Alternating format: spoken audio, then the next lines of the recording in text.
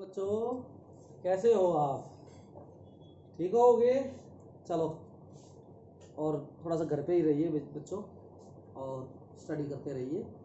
अगर आपको पहली यूनिट देखनी है तो आप चैनल को ज़्यादा से ज़्यादा सब्सक्राइब कीजिए। और अब देखते हैं आगे यूनिट नंबर 2, जिसका नाम है करंट इलेक्ट्रिसिटी। ठीक है, इसमें आज हम इंट्रोडक्शन करेंगे, डिस्कशन डालेंगे, introduction about electric current and drift velocity. तो करंट इलेक्ट्रिसिटी पर आज थोड़ा सा देखें, बेसिक्स है, ज़्यादा मुश्किल नहीं है। ड्रिफ्ट वेलोसिटी पर अब बढ़िया काम करने वाले हैं, तो प्लीज़ बच्चे अच्छी तरह से ध्यान देखेंगे। तो स्टार्ट करते हैं करंट इलेक्ट्रिसिटी। तो आपने कुछ बातें पढ़ी हुई है, जैसे हम पढ़ते हैं चार्ज को, पहले हमने पढ़ा था चार्ज एट रेस्ट, जो कि हमने यूनिट नंबर 1, चैप्टर नंबर 1 और 2 में हमने पढ़ा था, जिसको हम बोलते थे इलेक्ट्रोस्टैटिक्स। अब हम पढ़ेंगे चार्ज को मोशन में, चार्ज को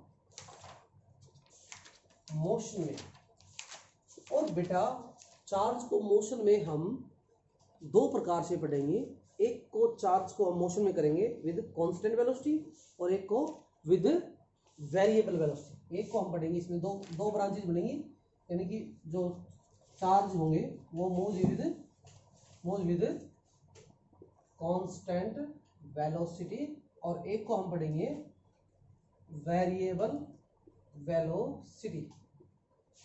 ठीक है, इसको जो हम पढ़ने वाले हैं वेरिएबल वेलोसिटी के, यानी कि इसको हम बोलेंगे एक्सेलरेटेड भी बोल सकते हैं, एक्सेलरेटेड मोशन पढ़ेंगे चार्ज पार्टिकल का, जिसको हम बोलेंगे इलेक्ट्रो मैग्नेटिज्म। इसका यूनिट नंबर हम 4 में डिस्कस करने वाले हैं डिटेल वाइज। अभी हम पढ़ेंगे कांस्टेंट वेलोसिटी का कंसेप्ट। आज हम पढ़ेंगे चार्ज को स्टैटिक पोजीशन में, जैसे कि जो बैटरी का करंट होता है, बैटरी के अंदर से जो करंट निकलता है, टॉर्च देखा होगा आपने, मोबाइल फ़ोन की बैटरी की बात करें, या एक्साइड वगैरह जो बैटरी पढ़ते हैं हमने देखा होगा आपने, ओकाया वगैरह ऐड आती है ना, ये सभी के अंदर जो चार्जेज है वो मूव करते हैं, लेकिन विद कांस्टेंट वेलोसिटी। अगर वेरिएबल वेलोसिटी होगी तो जो कि इसमें हम ज़्यादातर हम डीसी करंट ही पढ़ेंगे, और इसमें यहाँ पर हम पढ़ेंगे ऑल्टरनेटिंग करंट, एसी। ठीक है, ज़्यादातर हम इसको बाद में पढ़ने वाले हैं, अभी ये पढ़ने वाले हैं। एक बार आपको यहाँ पर भी बताऊंगा थोड़ा सा, तो ऐसा लगेगा कि चार्ज हमारा वेरिएबल वेलोसिटी से मूव कर रहा है, लेकिन थोड़ी देर बाद उसको उस गुत्थी को सुलझाएंगे कि चार्ज हमारा यहाँ पर कांस्टेंट वेलोसिटी से मूव करता है। तो स्टार्ट करते हैं। तो सबसे पहले मैं बेसिक्स बातें करता हूँ, ये थोड़ा सा आप उतार लीजिए पॉज करके, तो देखते हैं आगे। ये था हमारा जनरल इंट्रोडक्शन। आइए अब स्टार्ट करते हैं करंट के बारे में। पहला टॉपिक ले रहा हूं जो कि आपने 8वीं क्लास में, 10वीं क्लास में, 12वीं क्लास में पढ़ा है 8वीं 10वीं में, तो और 12वीं में भी और थोड़ा सा पढ़ा है। तो इलेक्ट्रिक करंट, इलेक्ट्रिक करंट क्या होता है आपको पता ही होगा, the rate of flow of electric charge with respect to the time, यानी कि उसको हम क्या बोलेंगे, करंट। यानी कि चार्ज जो आपका फ्लो करता है, charge flow per unit time, और in the uniform cross section. आप बात करेंगे जो आपका क्रॉस सेक्शन है, आपका किस क्रॉस सेक्शन में ये लिया गया है, जितना चार्ज फ्लो करे जिस क्रॉस सेक्शन एरिया के अंदर इन द गिवन टाइम, उनका रेशियो कहलाएगा हमारा इलेक्ट्रिक करंट। ठीक है, तो डेफिनेशन लिखना चाहो तो लिख लियो, नहीं तो जरूरत को नहीं, आपको ज़्यादा डेफिनेशन, इतनी आसान डेफिनेशन आएगी नहीं। The rate of change of electric charge with respect to time is called the electric current, और इसकी जो यूनिट रहेगी वो रहेगी कूलम्ब पर सेकंड, और ये बराबर रहेगी, आप जानते हो शायद सभी बच्चे, एम्पियर। और सिंबल जो रहेगा इसका ए। ठीक है, ऐसा यूनिट जो रहेगी इलेक्ट्रिक करंट की वो रहेगी एम्पियर। ये ऐसे क्वेश्चन आते नहीं ज़्यादातर, वैसे जनरल, लेकिन आपको बेसिक पाना ही चाहिए। ओके, तो स्टार्ट करते हैं। क्या ये इलेक्ट्रिक करंट वेक्टर है, क्योंकि इलेक्ट्रिक करंट में जो डायरेक्शन होती है पॉजिटिव जो चार्ज मूव करते हैं उधर करंट की डायरेक्शन होती है, तो डायरेक्शन भी होती है और मैग्नीट्यूड भी होता है। तो ऐसी क्वांटिटी को हम क्या बोलते हैं, वेक्टर। लेकिन ये वेक्टर क्वांटिटी नहीं है। तो प्यारे बच्चों ये क्या है, स्केलर क्वांटिटी। वैसे अगर बड़ी किताबों में पढ़े थे उसको टेंसर कहते हैं, हालांकि वो भी स्केलर ही होती है, लेकिन टेंसर में एक अलग कंसेप्ट है, वो भी टेंसर स्केलर नहीं होती लेकिन करंट स्केलर होती है। क्योंकि इसमें ना टेंसर क्वांटिटी के अंदर जो हम बात करें वो क्या होता है कि प्रत्येक डायरेक्शन में मैग्नीट्यूड चेंज होता रहता है। अच्छा, इसमें जीरो मैट्रिक्स ऑर्डर आ जाएगा जो कि हायर क्लास में पढ़ते हैं भैया, मेरी बात थोड़ी सी गहराई से है। हायर क्लास में इसको पढ़ेंगे टेंसर को, तो आपको जरूरत नहीं है इसको पढ़ने की, आप इलेक्ट्रिक करंट को स्केलर कहेंगे। अगर ऑप्शन में 4 दे दी जाए और उसमें टेंसर दे रखे हो तो आपको टेंसर पे लगाना निशान, ध्यान करना भैया। अगर ऑप्शन में टेंसर नहीं है तो आपको लिखना पड़ेगा स्केलर क्वांटिटी, गॉट इट, आपको लिखना पड़ेगा स्केलर क्वांटिटी, ध्यान करना, वेक्टर क्वांटिटी नहीं है। क्यों नहीं है, अरे भैया मैं दोनों बात आपको उलझा रहा हूं, डायरेक्शन भी कह दी और मैग्नीट्यूड भी कह दी, और ऐसी तो वेक्टर होती है, बट मैं आपको स्केलर बोल रहा हूं, इसका मतलब कुछ तो गड़बड़ है गया, कुछ तो गड़बड़ है यहाँ पर। तो अब यहाँ पर क्या गड़बड़ है, क्यों ये स्केलर क्वांटिटी है, वेक्टर नहीं है। तो चलिए देखते हैं, आपको बता देता हूं। मान लो एक 2 एम्पीयर करंट यहां से गया ऐसे, और 5 एम्पीयर करंट ऐसे गया, इन दोनों के बीच में जो एंगल है मान लो 30 डिग्री है,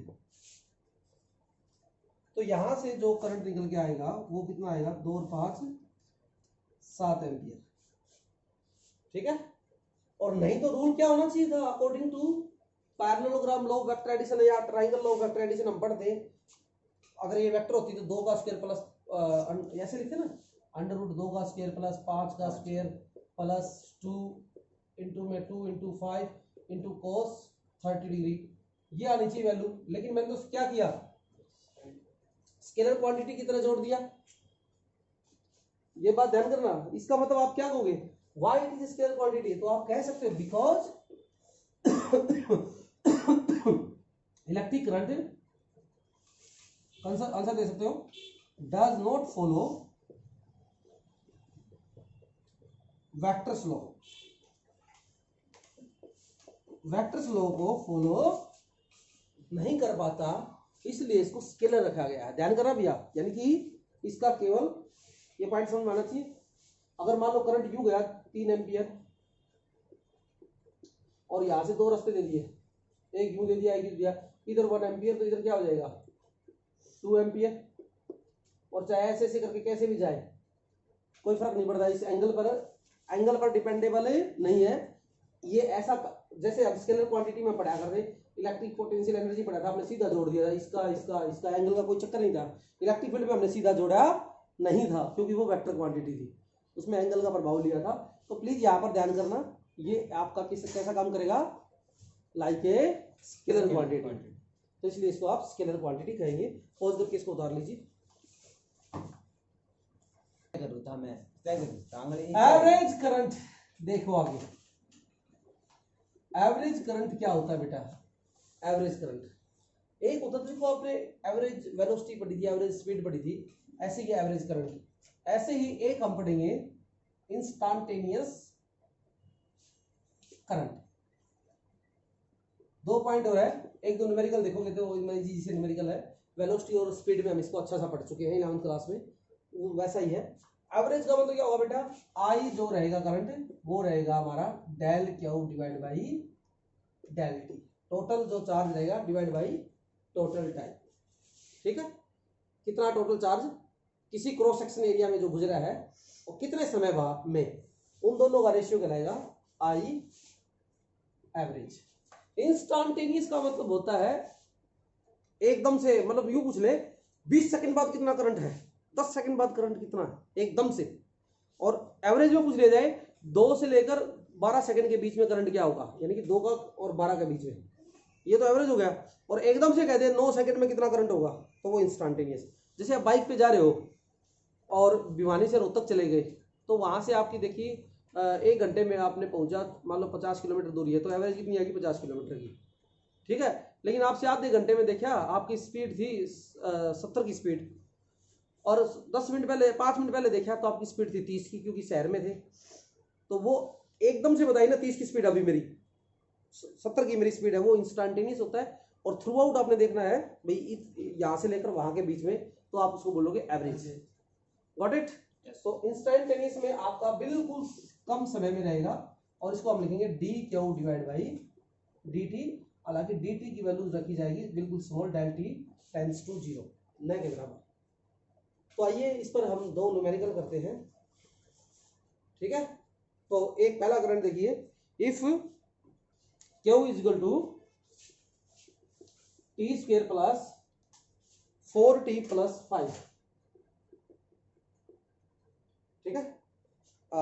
find I instantaneous at t is equal to 3 second. I instantaneous निकालो बेटा एट 3 सेकेंड, और साथ साथ आपसे पूछा गया है एवरेज करंट भी निकालिए, जो कि किस किस के बीच में पूछा है, 2 और 8 सेकंड के बीच में। आई एवरेज निकालिए, टाइम जो रहेगा बिटवीन 2 to 8 सेकंड। कर सकते हो? देखो मैं करा देता हूँ, इजी सा क्वेश्चन है, ज्यादा मुश्किल है नहीं। चलो पहले तो आप इंस्टेंटेनियस निकालो, सीधा निकालना है इसको। देखो D Q by D T current होता है भाई टाइम के रिस्पेक्ट में, तो आप इसको कर दो differentiate, differentiate on both sides with respect to time, ठीक है। चलो ध्यान से देखो ब्लैक बोर्ड पर, सभी उतारो मत कोई भी, D Q by D T कोई करेगा नहीं, अभी स्टॉप कर देगा, राइट। अच्छा यहाँ पर डी इसका डिफरेंशिएट आता होगा 2n माइनस, अरे भैया y is equal to X की पावर n होता है, dy by D X is equal to N X N minus 1। अगर कुछ कांस्टेंट है तो 5 ऐसे, 5 का 5 ऐसे रख दो। तो यस यहाँ पर x की वैल्यू t होगी और n की वैल्यू 2 होगी, तो लगाओ फॉर्मूला। मान लो n x n minus 1, n की वैल्यू 2, x की वैल्यू t और n की वैल्यू है 2, 2 माइनस 1 यानी कि 1 है, 1 लिखने की जरूरत नहीं है। ऐसे ही t का भी इंटीग्रेट करोगे ना, t का 1 हो जाता है सीधा, अरे भाई dt बाई dt हो जाएगा तो सीधा 4, और ये हो गया कांस्टेंट, इसके पीछे कोई t नहीं है तो इसको 0। तो इसका मतलब ये क्या हो जाएगा, इंस्टेंटेनियस निकाला है 3 सेकंड पहले, तो आई इंस्टेंटेनियस जब t की वैल्यू क्या है 3 सेकंड, तो रखो t की जगह 3, 2 गुना 3 प्लस 4, 2 3 6 प्लस 4 10। तो पहला आंसर ये आ गया। इजी से क्वेश्चन है, ज्यादा लेवल नहीं है। आई होप सबको समझ में आ गया, वो बड़ा मुश्किल नहीं था। आइए एवरेज और देख लीजिए एक बार। एवरेज निकालना है प्यारे बच्चों, फॉर्मूला जो चूंकि लिखा हुआ है आई एवरेज, तो आपने निकालना है टाइम की वैल्यू जो है हमारी 2 से 8 सेकंड के बीच में, यानी कि जो चार्ज आपको लेना है वो क्यू 8 सेकंड में कितना था और क्यू 2 सेकंड में कितना एंटर करेगा, और डिवाइड बाई दोनों का बीच कितना हो गया 8 और माइनस 2, टाइम कितना लिया 8 और 2 के बीच में, यानी कि 6 सेकंड। अरे बोलो बेटा डेल टी की वैल्यू कितनी है जी, अब लगाओ क्यू 8 निकालो, क्यू 8 निकालना है तो 8 रखो यहाँ पर, अरे भाई टी की वैल्यू 8 रख दो, 8 रखोगे तो क्या हुआ 8 8 64 प्लस 8 रखो यहाँ पर, 8 4 32 और 5, तो लगाओ इसको जोड़ो, 4 2 6 4 2 6 6 और 5 11 1 1 और 3 4 और 4 और 6 10, तो ये तो आ गया 101 कूलम। अच्छा क्यू 2 आ जाए, कैलकुलेशन फिर भी देख लेना गलत हो जाए तो। टी की वैल्यू 2 रखो भैया, टी की वैल्यू 2 रखो, 2 का स्क्वायर 4 और 4 प्लस 8 प्लस 5 यानी कि 4 8 12 5 17 कूलम। बस खत्म क्वेश्चन। आई एवरेज निकालिए जरा, क्या वेट हो गया हमारा 101 माइनस क्यू 2 कितना बेटा 17 और डिवाइड बाई 6, इसको सोल्व कर लेना, आंसर आ जाएगा। पॉज करके आप इसको उतार लीजिए।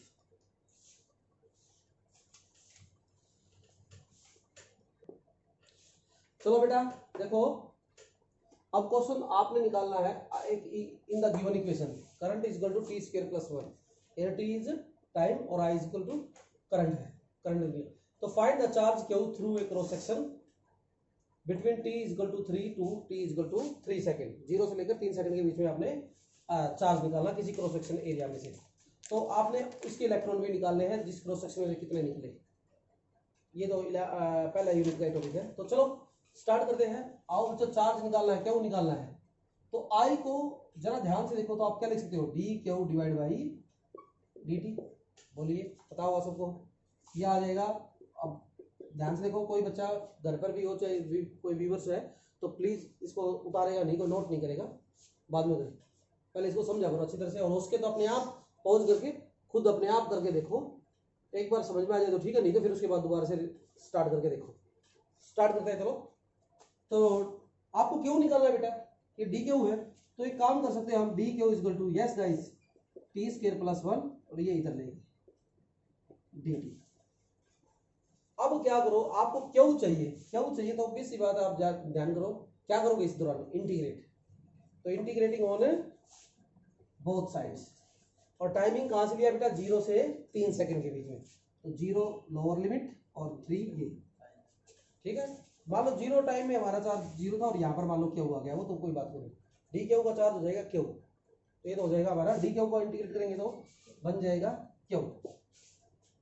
अब इसको बाई पार्ट कर लो, ऐसे कर सकते हो, देखो 0 से 3 T square D T plus, अरे ब्रैकेट खोल दिया, ये खोल दिया, और 0 से 3 1 into D T, 1 into D T, ये लिख दो।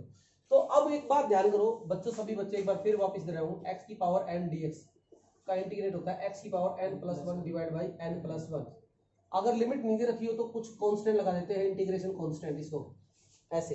अगर लिमिट दे रखी है मान लो a और b तो इंटीग्रेशन कांस्टेंट नहीं आएगा, फिर आप ऐसे लिखेंगे।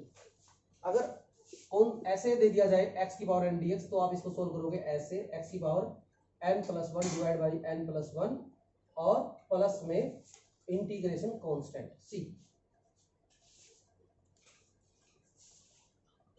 What happened, x cube.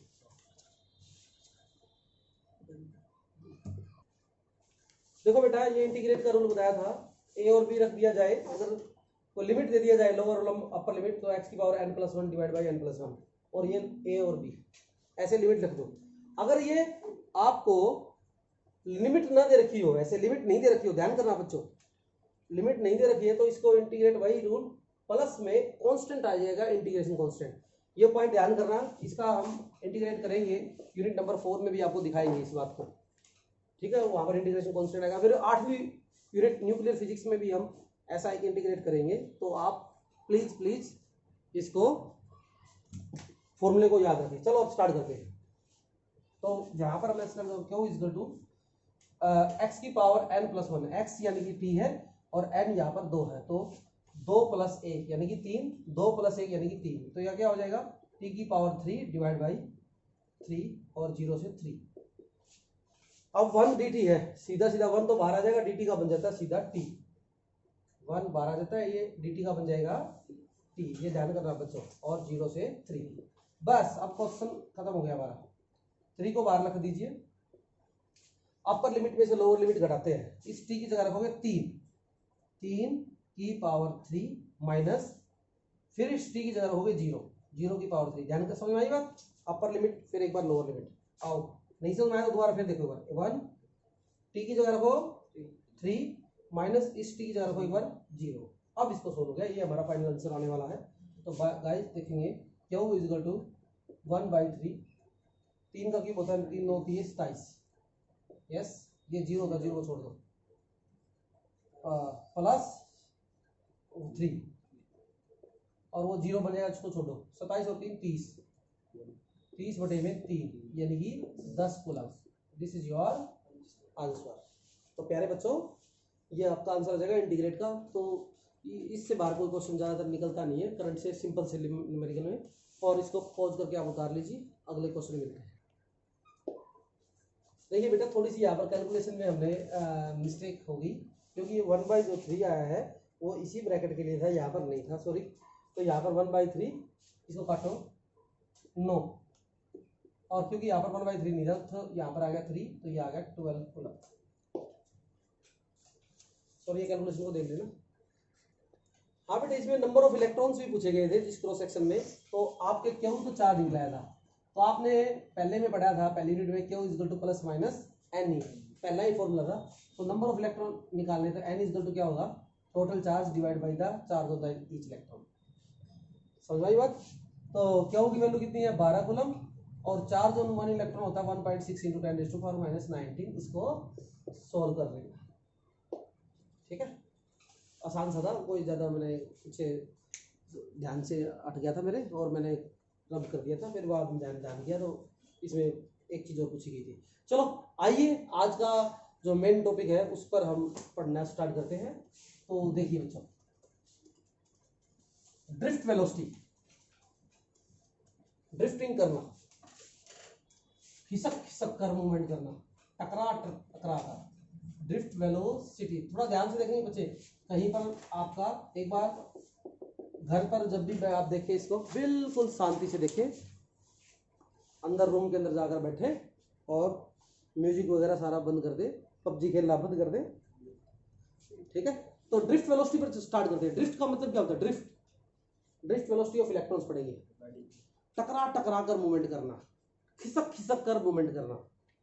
जैसे एक मूवी देखी थी मैंने, नमस्ते लंदन थी शायद, वो रग्बी वाला गेम था, उसमें अक्षय कुमार को दिया गया था, वो बोला भाग सांड की तरह, तो उसको बॉल है कि ऐसी इलेक्ट्रिकल बॉल थी, उसको लेकर दूसरी तरफ रखनी होती है और बीच में उसको रोकते हैं, और मूवमेंट भी कर रहा है आगे और टकरा भी रहा है। Collisions with movement, movements with collisions, मतलब मूवमेंट भी कर रहा है और टकरा, बीच में कोई भाग रहा हूँ और एक आ गया कोई बीच में, उसको फेंक दिया, फिर थोड़ी स्पीड तो कम हो जाएगी, फिर स्पीड गेन करेगा, फिर एक आ गया टकरा गया, फिर उसको फेंक दिया, चला गया।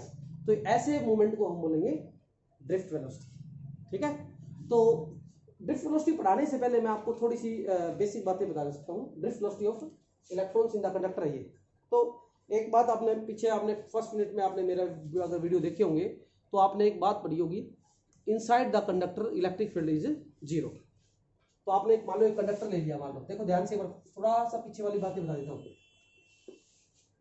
इसमें खूब ज्यादा इलेक्ट्रॉन होते हैं बेटा, ऐसे आप जानते हो, in the conductor there are very large number of the free electrons, या जिनको आप वैलेंस इलेक्ट्रॉन्स भी कहते हैं।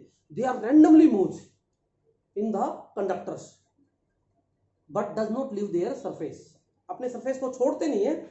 ये आपको याद रखना पड़ेगा बच्चों, ये इलेक्ट्रॉन रैंडमली इधर उधर घूमते रहते हैं due to their thermal velocity, due to temperature range, temperature difference, ये मूवमेंट करते रहेंगे। और इनकी जो लगभग स्पीड जो होती है वो होती है 10⁵ मीटर पर सेकेंड, इनकी जो थर्मल वेलोसिटी होती है रैंडमली, और ये लगभग 10⁻29 जो इलेक्ट्रॉन होते हैं पर क्यूबिक मीटर, यानी कि ढेर सारे इलेक्ट्रॉन 10⁻29। आप दिमाग पर देखो, दिमाग सरक जाएगा, 10⁻29 इलेक्ट्रॉन केवल 1 मीटर कंडक्टर के क्रॉस सेक्शन में, 1 मीटर है ना। तो उस वॉल्यूम के अंदर इतने ज्यादा इलेक्ट्रॉन हो, यानी कि इसका मतलब ढेर सारे इलेक्ट्रॉन। ठीक है, और उनकी जो स्पीड है वो 10⁵ मीटर पर सेकेंड है। वो ऐसे यानी कि रैंडमली घूमते रहते हैं। जैसे मान लो ये एक इलेक्ट्रॉन यहाँ पर है, वो ऐसे चला गया एक इलेक्ट्रॉन, फिर वो ऐसे आ गया, फिर वो ऐसे आ गया, वैसे आ गया, ऐसे आ गया, ऐसे घूमते और वापिस उसी पर आ गया।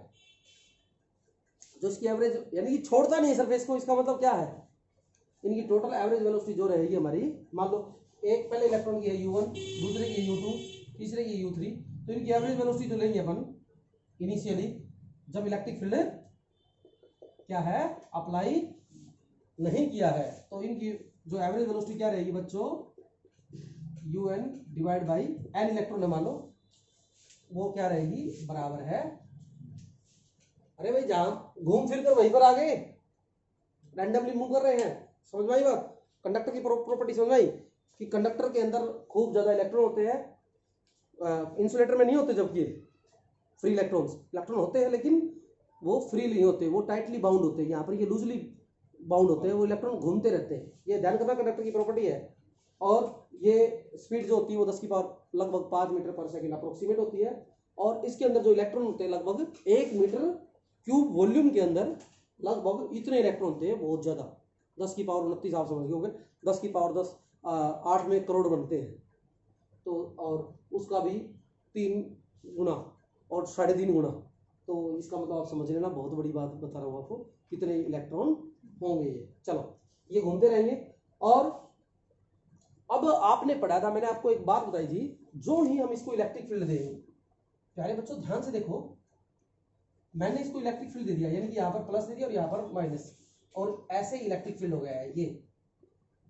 अब हमने इलेक्ट्रिक फील्ड में कंडक्टर को रख दिया, और मैंने आपको बताया था कि जो ही आप कंडक्टर को इलेक्ट्रिक फील्ड में रखेंगे तो उसके अंदर क्या होगा, नेट इलेक्ट्रिक फील्ड क्या आएगा, 0 के बराबर। क्यों, आओ चलो देखते हैं।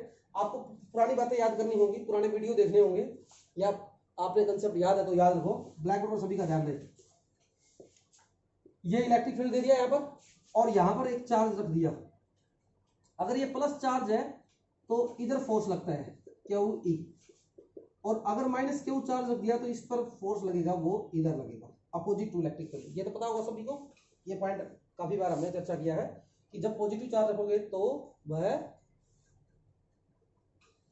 पॉजिटिव चार्ज होगा इलेक्ट्रिक फील्ड की डायरेक्शन में मूव करेगा, और नेगेटिव अपोजिट। तो यहां पर खूब ज्यादा इलेक्ट्रॉन है, और ये इलेक्ट्रिक फील्ड ऐसे है अप्लाइड। तो अब जरा ध्यान करो, जो इलेक्ट्रिक फील्ड यूज आ रहा है, जो नेगेटिव चार्ज होगा, इलेक्ट्रॉन जो होंगे वो किधर जाएंगे, अपोजिट इलेक्ट्रिक फील्ड। बोलो बेटा, ये सारे के सारे कहां इकट्ठे हो जाएंगे, यहाँ। अब जितने भी इलेक्ट्रॉन यहां निकल गए तो यहाँ पर क्या बच जाएंगे, सारे के सारे पॉजिटिव चार्ज, जिसको हम पॉजिट्रॉन भी कहते हैं। इसका मतलब ये सारे के सारे इलेक्ट्रॉन जो होंगे वो नेगेटिव इधर, पॉजिटिव इधर। अब इलेक्ट्रिक फील्ड इधर दे दिया, और इसकी वजह से भी इलेक्ट्रिक फील्ड आएगा, ये पॉजिटिव इधर नेगेटिव इधर, तो ये इलेक्ट्रिक फील्ड आ गया, इसको बोलेंगे ई इंड्यूस। और ये इलेक्ट्रिक फील्ड क्या हुआ, जितना आपने इतना दिया उतना ही ये इंड्यूस हो जाएगा। तो इसका मतलब कंडक्टर की एक प्रॉपर्टी है, जो आपने अप्लाइड इलेक्ट्रिक फील्ड दिया है उसमें ई क्या हो जाएगा, इंड्यूस के बराबर होगा, और वो माइनस। क्यों बराबर, क्यों हमेशा, अरे भाई जितने, क्योंकि इस पे इलेक्ट्रॉनों का ढेर है, इलेक्ट्रॉनों का ढेर है, बहुत सारे हैं, घने ही ज्यादा है। तो वो अगर इलेक्ट्रिक फील्ड ज्यादा बढ़ाओगे तो इलेक्ट्रॉन ज्यादा है, वो ज्यादा सेटल हो जाएंगे, उतना ही इंड्यूस इंड्यूस इलेक्ट्रिक फील्ड पैदा उतना ही कर देगा। अब इलेक्ट्रिक फील्ड इतना, मतलब 10 न्यूटन पर मीटर इधर दे दिया, 10 न्यूटन मीटर इधर इतना दे दिया, तो टोटल इलेक्ट्रिक फील्ड क्या हो जाएगा, 0।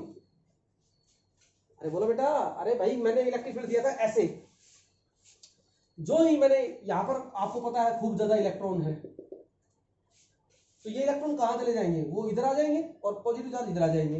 इलेक्ट्रिक फील्ड दिया था ये, और इलेक्ट्रिक फील्ड की डायरेक्शन होती है पॉजिटिव से नेगेटिव, तो इसका मतलब एक और इलेक्ट्रिक फील्ड आ गया अंदर, इसको हम बोलेंगे इंड्यूस हो गया अपने आप, और ये इसके बराबर है। तो 10 कदम में यूं गया, 10 कदम में यूं गया, तो जहां गया था वहीं पर आ गया, नेट वैल्यू क्या है, 0 के बराबर। तो इसका मतलब यही तो बताई थी मैंने आपको फर्स्ट यूनिट में, कि inside the conductor electric field is 0 under the electrostatic condition, under the. But यहां पर तो चार्ज का मोशन करना है, हमने पहले ही चर्चा कर चुके हैं, तो कहानी में कुछ ना कुछ तो ट्विस्ट आना ही है, हमने चार्ज को मोशन करना है। फिर हमने क्या किया, आइए पॉइंट देखेंगे, बहुत इंपॉर्टेंट पॉइंट है। चलो इसको डायग्राम को दोबारा बनाता हूं। अब हमने क्या किया, ब्लैक बोर्ड पर सभी बच्चे ध्यान दें, इसको हमने जोड़ दिया एक बैटरी के साथ, यानी कि V वोल्ट और 0, यानी कि ये V वोल्ट आ गया, इधर आ गया 0 वोल्ट। यहां पर थे हमारे नेगेटिव चार्ज और यहां पर थे पॉजिटिव चार्ज। तो बैटरी का काम क्या है, बैटरी क्या करती है, आपको बैटरी के बारे में कई बच्चे, बड़ा मिसकंसेप्ट है, मैंने काफी बार बच्चों से पूछा है। बैटरी का केवल इतना काम है, जो कंडक्टर के अंदर जो फ्री चार्ज कैरियर्स है उनको मूवमेंट कराना, न कि चार्ज को पैदा करना। कई बच्चे सोचते हैं कि बैटरी जोड़ती है चार्ज दे देगा, कंडक्टर को चार्ज दे देगा और करंट फ्लो कर जाएगा। अब भाई कंडक्टर के अंदर बहुत सारे है भाई, ढेर सारे हैं, इतने पहले ही है, वो उनका चार्ज डालेगा कुछ, ऑलरेडी 10⁻29 इलेक्ट्रॉन पर क्यूबिक मीटर है। तो केवल बैटरी का केवल काम क्या है, उसको एक ताकत देना, काइनेटिक एनर्जी प्रोवाइड कर देता है, वो एनर्जी दे देता है, जिससे वो क्या करेगा, वो थके आ रहे हैं और बैटरी जोड़ती है क्या होगा उनको, बॉर्नविटा या कॉम्प्लान या बूस्ट या आजकल हम कहेंगे आयुष वाला काढ़ा दे देता है, ठीक है, आयुष वाला काढ़ा देता है। और ये इलेक्ट्रॉन क्या होंगे, इनका कोरोना हो रहा था और ये क्या हो गया, ठीक हो जाएंगे, मूवमेंट करना शुरू कर देंगे, पॉजिटिव से नेगेटिव रिपोर्ट आ जाएगी। आजकल नेगेटिव बनने में बढ़िया रहता है पॉजिटिव की बजाय। तो स्टार्ट करते हैं। तो समझ में आया होगा क्या समझ में आया, बैटरी का काम चार्ज को प्रोड्यूस करना नहीं है, चार्ज को मूवमेंट कराना है। तो ये जो चार्ज यहाँ पर एक्यूमुलेट थे, जो ही हम इसको कनेक्ट करेंगे तो ये जो चार्ज एक्यूमुलेट थे, चार्ज जो एक्यूमुलेट थे, एक्यूमुलेट का मतलब इकट्ठा होना, वो क्या हो जाएंगे, स्टॉप्स, इकट्ठा होना बंद हो जाएगा। क्यों, आओ कैसे, अभी ये पॉजिटिव चार्ज है, ये यहाँ पर नेगेटिव चार्ज है और यहाँ पर क्या है, पॉजिटिव, पॉजिट्रॉन बोलते हैं इसको, इलेक्ट्रॉन बोलते हैं। तो ये इलेक्ट्रॉन किधर जाएंगे, पॉजिटिव चार्ज की तरफ, बोलिए, और ये पॉजिटिव चार्ज किधर जाएंगे, नेगेटिव की तरफ। तो ये सारे चार्ज क्या हो जाएंगे, मूवमेंट करना शुरू। यहाँ पर चार्ज क्या, और इलेक्ट्रिक फील्ड हमने यूं दे रखा है, ये सारे चार्ज इधर आ जाएंगे तो इकट्ठा यहाँ पर होगा नहीं। तो जो ई इंड्यूस था वो क्या हो जाएगा,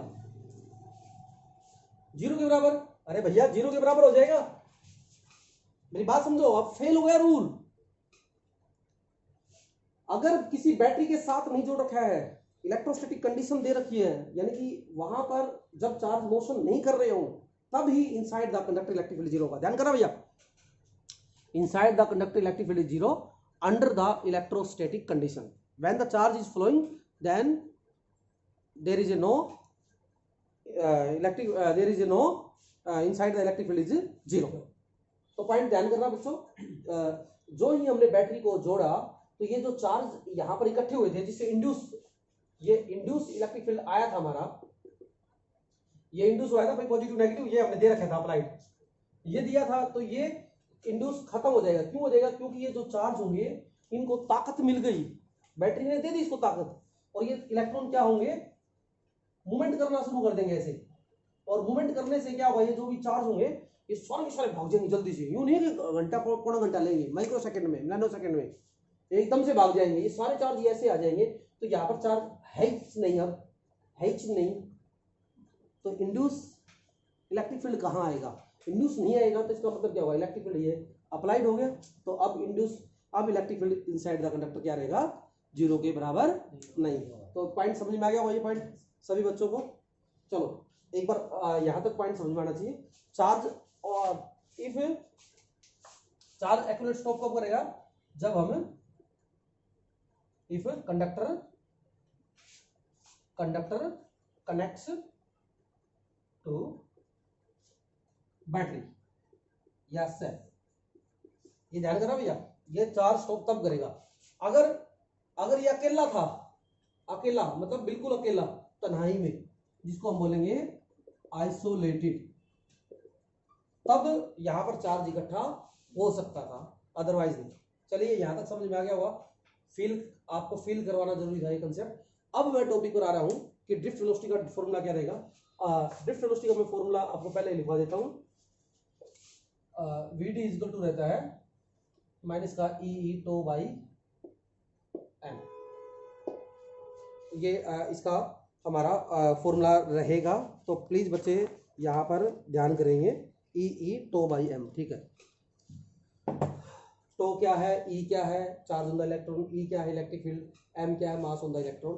टो क्या है, tau relaxation time, average relaxation time of free electrons. अभी बताएंगे इसके बारे में क्या क्या है। तो मैं स्टार्ट करने जा रहा हूँ, आपको ध्यान करना पड़ेगा। अब इस केस में E does not equal to zero, got it. किस केस में, जब हम आफ्टर कनेक्ट द बैटरी। तो मैं यहाँ पर मिटाने जा रहा हूँ, हर बच्चे को ये समझ में आना चाहिए। दोबारा से फिर इस डायग्राम को वापस बना रहा हूँ, तो पॉज करके आप इसको उतारते रहना बेटा। आइए अब इसका डेरिवेशन कराता हूँ, पूरी कहानी आपको समझ में आ गई होगी।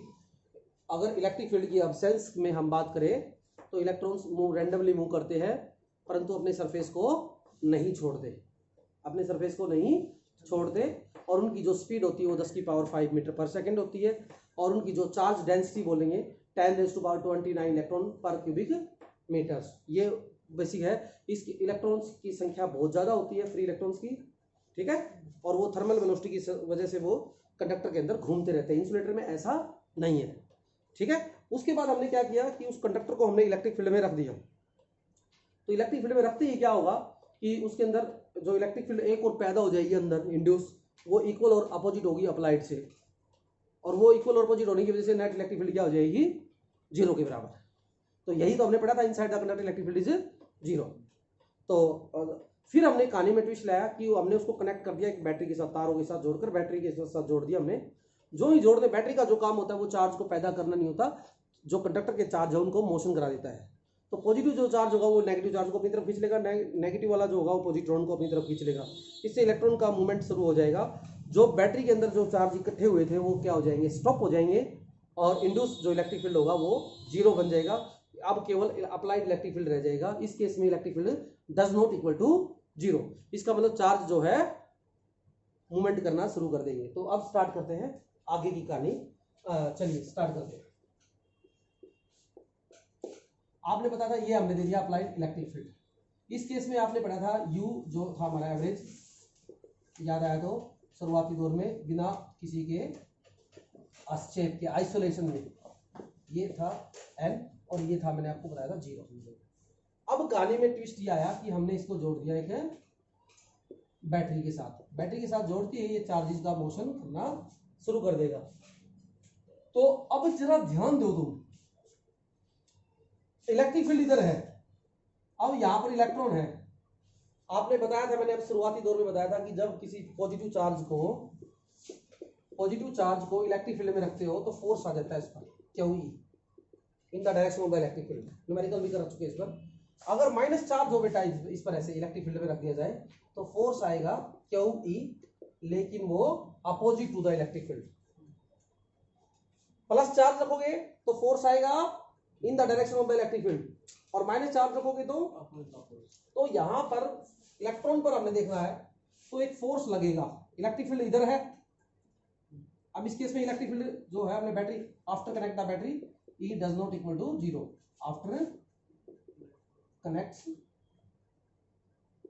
the battery। बैटरी को जोड़ने के बाद E does not equal to zero। तो yes guys, तो then force आएगा on each electron जो कि बनेगा F is equal to Q E। Q क्या है, E माइनस का चार्ज होता है, इलेक्ट्रॉन माइनस E होता है, और ये हो गया E। यहां तक समझ में आ गया हुआ। अब इसके बाद देखिए F is equal to minus E, और फोर्स इक्वल टू होता है mass into acceleration. Suppose air mass of the m is the mass of the electron, और E is the charge of the electron. E capital E is the electric field, और A is the acceleration of the electron. तो यहां पर देखोगे acceleration निकालने वाले हो, कहानी में ट्विस्ट देखो अभी। अरे भाई एक्सेलरेशन आ गई, और एक्सेलरेशन आ गई तो इसका मतलब वेलोसिटी तो वेरिएबल होगी। और मैंने कहा था कि अभी तो हमने पढ़ना है कांस्टेंट वेलोसिटी से। शुरुआती दौर में बताया था अगर वेरिएबल वेलोसिटी आई तो इलेक्ट्रोमैग्नेटिज्म पढ़ेंगे, अल्टरनेटिंग करंट पढ़ेंगे। अभी तो हम डीसी पढ़ रहे हैं। बोलो बेटा, पॉइंट समझ में आया कि नहीं आया? इसका मतलब कुछ एक कहानी में अभी भी ट्विस्ट बाकी है मेरे दोस्त, पिक्चर अभी बाकी है मेरे दोस्त। अभी ये एक्सेलरेशन आ गई, और इसका मतलब ये जो इलेक्ट्रॉन है, इसका मतलब ये वेलोसिटी इनकी इंक्रीज कर रही है। और जबकि ड्रिफ्ट वेलोसिटी जो होती है, it is the average velocity of free electrons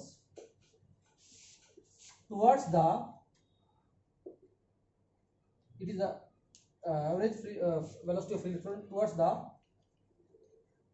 positive end of the conductor. ले लो, बैटरी के साथ जोड़ दिया, under the influence of an external electric field. ये है प्रॉपर डेफिनेशन, इज कॉल्ड, या हो गया तो लिख दिया, it is defined as the, कर देना, it is defined as the average velocity of free electron moves towards the positive end of the conductor under the influence of an external electric field। Okay, तो प्यारे बच्चों, और ये लगभग value आएगी, देखो ध्यान से बताता हूँ, कई किताबों में देखा -10⁻⁴ मीटर पर सेकंड, और कईयों में 10⁻⁻⁴ मीटर 5 मीटर पर सेकेंड, लगभग 4 ही लेते हैं, एनसीईआरटी में 4 दे रखे हैं। तो बिल्कुल नन्ही सी इलेक्ट्रॉन स्पीड है। और जबकि जब ये हमने चीजें जोड़ी नहीं थी तो कंडक्टर की स्पीड थी 10⁵ मीटर पर सेकेंड, आपने याद है तो। लेकिन वो ऐसी थी कि वो इधर गई तो फिर इधर आ गई, इधर आ गई, मूवमेंट जो चलते चलते वापस उसी जगह पर आ जाती थी। लेकिन ये सीधी जाएगी, यानी कि ये इलेक्ट्रॉन यहाँ है तो थोड़ी देर बाद ये यहाँ आ जाएगा, फिर ये यहाँ आ जाएगा, ये ऐसे ऐसे जाएगी पॉजिटिव एंड तक, हर इलेक्ट्रॉन इधर जाएगा। तो इसका मतलब ये एक्सेलरेट कर रहा है, यानी कि वेलोसिटी बढ़नी चाहिए। और अब मैं कह रहा हूं ये कांस्टेंट वेलोसिटी है, कुछ तो गड़बड़ है। इसका मतलब एक कहानी में ट्विस्ट है। तो ध्यान से देखेंगे प्यारे बच्चों, वो ट्विस्ट क्या है, अभी ये पॉइंट समझने का आपका, और इसके बाद में डेरिवेशन इजी बन जाएगा। इसमें ना आपने मान लो इलेक्ट्रॉन निकले हैं, कोई भी एटम है उसके अंदर आपको पता है कि इलेक्ट्रॉन है, जितने नेगेटिव चार्ज उतने ही पॉजिटिव चार्ज है, समझ में आई होगी। इसमें से इलेक्ट्रॉन निकल जाएगा तो इसको हम बोलेंगे कर्नल्स। याद करना भैया, इसको क्या बोलेंगे, कर्नल्स जो होगा। तो ये इलेक्ट्रॉन जो रहेंगे, अब ध्यान से देखो, एक इलेक्ट्रॉन की बात करता हूं मैं पहले। मान लो एक इलेक्ट्रॉन निकल के आया है तो ये यहाँ पर कर्नल्स है काफी, तो वो क्या करेगा, इनसे क्या करेगा, टकराएगा। और जब आप तेजी से भाग रहे हो और कोई बीच में हर्डल आ जाए तो आपकी स्पीड क्या हो जाएगी, कम हो जाएगी। आप स्पीड तो, आपको तो ये इलेक्ट्रिक फील्ड तो कह रहा है कि भाई ये इलेक्ट्रिक फील्ड इधर रखा, इलेक्ट्रॉन की डायरेक्शन इधर आएगी, मूवमेंट फोर्स दे रहा है, वो तो भाग वही तेज, तो भागने को कह रहा है। लेकिन भागे किसे, रास्ते में अगर खाली मैदान हो और कह दे भाग लेंगे, बीच में रखे इतने बड़े बड़े पत्थर खूब ज्यादा, आप क्या करोगे, भागो थोड़ी, एकदम तेज भाग के दिखाओ ना, रुकना पड़ेगा आपको, स्पीड करनी पड़ेगी। या आपको कोई रोकने वाला, वो बताया था रग्बी वाला गेम, बीच बीच में बंदे खड़े हैं और वो बॉल लेके भागना है, और बीच बीच में है तो आपको उधर जाना है, तो वो रोकने का प्रयास करेंगे, रोकेंगे तो क्या करेंगे, आप क्या करोगे, उनको धक्का मारोगे या उनसे बच के ऐसे स्पीड तो कम हो जाएगी उससे, क्लियर। तो ये क्या होंगे, जो फ्री इलेक्ट्रॉन्स क्या करेंगे, frequently collide with the kernels, जो remaining part of the atom है, इलेक्ट्रॉन निकलने के बाद जो उनसे क्या करेगा, टकराएगा, और टकराने से क्या करेगा, स्पीड क्या हो जाएगी, कम। जैसे मान लो ये इलेक्ट्रॉन है, देखो अभी ध्यान से देखोगे, मैं थोड़ा सा समझाने की कोशिश करता हूं। ये इलेक्ट्रॉन है, यहां से मान लो ये एक कर्नल है, अब ये मूवमेंट कर रहा है तेजी से, ऐसे इससे टकराया, मान लो ये यहां दे दिया सीधा सीधा, ये कर्नल, ये टकराया इससे, अब क्या करेगा, ये स्पीड क्या करेगा, कम कर देगा, फिर ये क्या आ जाएगा, फिर इधर कर्नल्स आ गया, ये आ गया इधर, ऐसे टकरा के क्या करेगा, हल्का हल्का मूवमेंट करेगा, हल्का हल्का मूवमेंट करेगा।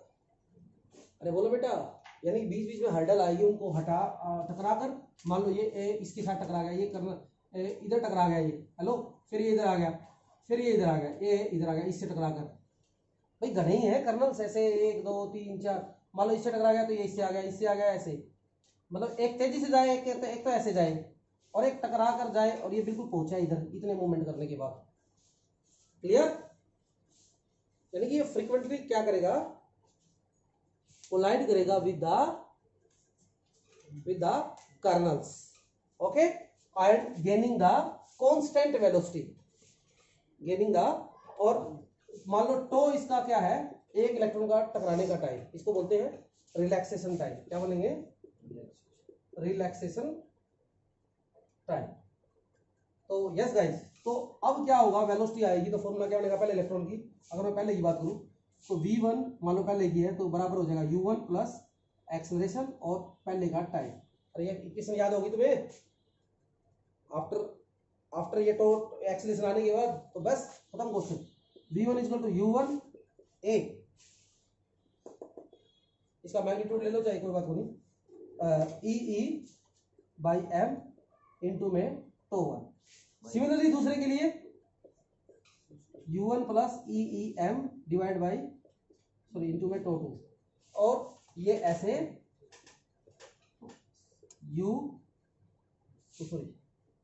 UN EEM, ये तो कांस्टेंट है, और डिवाइड बाई इनटू में टू एन। तो इसकी एवरेज वेलोसिटी निकालनी है अपने, एक इलेक्ट्रॉन को निकाल नहीं सकते हम।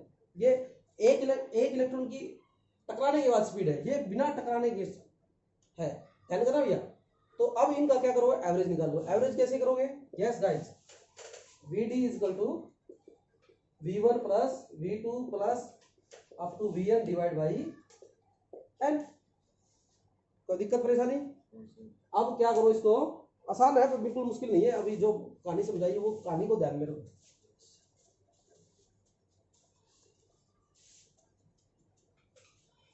इसको पॉज करके आप उतार लेना, सॉरी मिटा पहले दिया मैंने, गर्मी थोड़ी ज्यादा है इसलिए।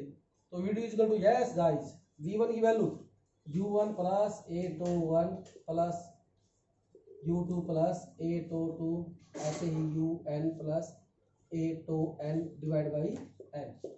आप लिखा दो इसको अलग अलग, U1 plus U2 plus up to UN divide by n। अरे ये U वाला ले लीजिए, फिर आप ले लो A21 plus to up to n divide by n। और a की वैल्यू मैंने बताई थी आपको, क्या थी? Yes guys, E by m। अब सोल्व कर दो। मैंने आपको बताया था कि इनिशियली वेलोसिटी थी ये 0 के बराबर थी। क्वेश्चन खत्म। VD इज इक्वल टू क्या हो जाएगा? E by m। और ये देखो जरा ध्यान करो, ये भी तो एवरेज है। अरे पहले का टो टाइम, दूसरे का टो 2 टकराने का, तीसरे का टो 3, तो इसको हम बोलेंगे टो एवरेज। इसको बोलेंगे एवरेज रिलैक्सेशन टाइम। यानी कि इसका मतलब क्या हुआ? What do mean by this? Time between A successive collision. एक कोलिजन को मतलब जो टकराने में जो समय लिया गया है कर्नल के साथ, वो टाइम क्या कहलाएगा? तो दिस इज योर डेरिवेशन। अगर सही दिखाना डायरेक्शन के साथ तो माइनस लगा दीजिए, और मैग्नीट्यूड दिखाना है तो आप ऐसे कर दीजिए। ठीक है, ओके।